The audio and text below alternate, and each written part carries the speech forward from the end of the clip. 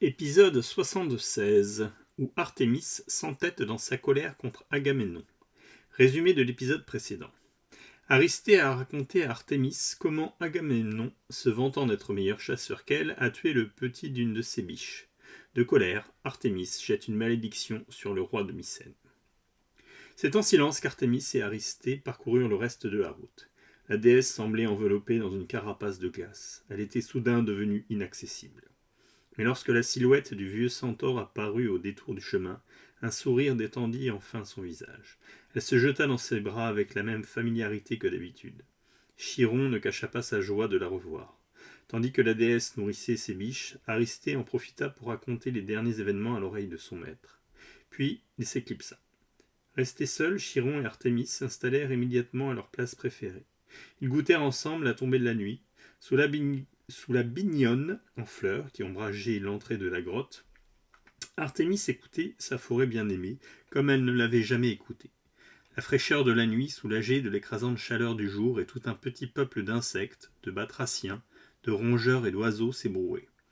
Le trottinement d'une famille de lapins regagnant sa tanière, les premiers couassements d'une grenouille, le gloussement d'une perdrix glissant sa tête sous son aile, le crissement des pattes d'une belette se faufilant dans les buissons, tout explosait de vie. Les abeilles avaient cessé de butiner les fleurs orangées de la bignonne et avaient regagné leur ruche. Non loin, un pivert donnait ses derniers coups de bec sur le tronc d'un chêne en un tac-tac-tac sec et rapide. Une chauve-souris frôla leurs cheveux et ils éclatèrent ensemble de rire. « Comme c'est bon, dit Artémis, je me sens renaître. » Chiron sourit. « Voilà une bonne nouvelle. J'espère que ta descente aux enfers ne t'aura pas laissé trop de traces. » Ces paroles mystérieuses intriguèrent la déesse. « Que crains-tu donc ?» Le centaure se leva et mit un genou à terre. Puis il commença à allumer le feu. « Je n'ai pas changé, tu sais, s'exclama Artémis. Sans se retourner, le centaure répondit lentement. « Ah non ?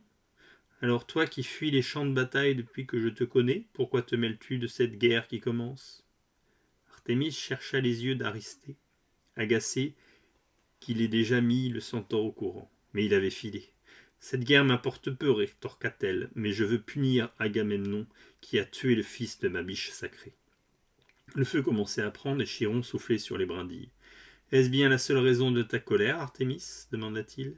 Elle avoua franchement. « C'est aussi un horrible orgueilleux qui s'est vanté d'être meilleur chasseur que moi. » Les flammes dansaient leur sarabande. Chiron se rassit en face d'elle. « En somme, c'est ta propre vanité qui punit un vaniteux, glissa-t-il. » Artémis fronça les sourcils. « Quant à la vengeance, reprit le centaure. Œil pour œil et dent pour dent, n'est-ce pas ? Il tue le fils de ta biche, alors tu veux faire tuer sa fille. Juste une question. La mort d'Iphigénie fera-t-elle revivre le cerf abattu ?»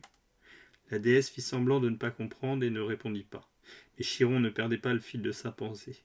Il attisa doucement le feu avec un bâton et dit « Cela ne te ressemble pas, mon ami, de te mêler d'une guerre, encore moins de réclamer la mort d'une jeune fille pour te venger. Décidément, Artémis, tu me déçois. » Ces derniers mots eurent plus d'effet que tout le reste. Piquée au vif, la déesse répondit sur un ton presque agressif. « Je devrais donc me laisser bafouer sans réagir, ne pas bouger lorsqu'un chasseur, bouffi d'orgueil, s'en prend à mes biches en oubliant qu'elles sont sacrées ?» Une chouette ulula au loin. Chiron regarda Artémis droit dans les yeux et dit « Sais-tu quelle souffrance entraîne la guerre ? Combien de familles vont tout perdre, tout quitter pour ne pas périr ? Et combien d'hommes, de femmes et d'enfants vont mourir ? Quant à Iphigénie que tu condamnes à mort par bête vengeance, as-tu pensé qu'elle a une mère ?» Têtu, Artémis ne s'avoua pas vaincu. « Je ne suis pas responsable. De toute façon, la guerre de Troie aura lieu avec ou sans moi, et je ne laisserai pas la mort de mon cerf impunie. » Chiron hocha la tête comme face à un enfant boudeur. « Décidément, cette fois, je n'aime pas du tout ta colère. Elle t'aveugle et te fait dire n'importe quoi. Et je vais te le prouver. Te souviens-tu de la manière dont Thétis avait délaissé son fils Achille lorsqu'elle avait quitté Pélée ?»« Bien sûr, répondit Artémis surprise. Comment oublier cette mère qui avait abandonné son enfant ? Bon, installe-toi bien et maintenant regarde, lui dit-il en désignant le feu. Et si, comme je l'espère, ton cœur ne s'est pas desséché, peut-être changeras-tu d'avis devant la douleur d'une mère. À suivre.